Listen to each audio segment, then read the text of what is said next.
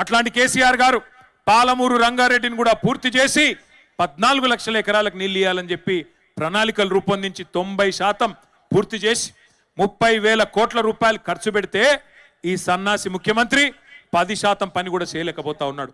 ఎందుకు? ఏం బాధ నీకు? పాలమూరు బిడ్డనంటావు, ఎందుకు పాలమూరుకు నీళ్ళు ఇవ్వమంటే ఆయన బయటికి చెప్పాడు. కానీ ఒకటే ఒకటి ఆయన మనసులో ఉన్నది, తొందరగా పాలమూరు రంగారెడ్డి ఎత్తిపోతల పథకాన్ని పూర్తి చేస్తే కేసీఆర్కు పేరు వస్తుంది, ప్రజలు కేసీఆర్ను గుర్తు చేసుకుంటారు. అట్లే పాత బాసు ఉన్నాడు కదా, ఆయనకు పాత బాసు, ఎవరు పాత బాసు, ఆయన కోపం వస్తుంది. మరి కృష్ణా నీళ్లు మొత్తం ఈడ గుంజితే మన హక్కు మనం తీసుకుంటే కిందికి నీళ్లు పోవు కదా, పాత బాసు ఊకుంటాడా? అరే నా చెంచగాడు ఉన్నాడు తెలంగాణలో ముఖ్యమంత్రి, వీడేమరా ఎక్కువ ఎగురుతున్నాడు అని చెప్పి ఆ చెంప ఈ చెంప వాయిస్తాడు కదా.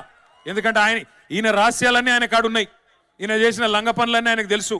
చెంచగాడు చెంచగాని లెక్క ఉండాలి కానీ ఎకొత్తకు ఎగురు తూకుంటాడా? ఊకోడు పాత బాసు.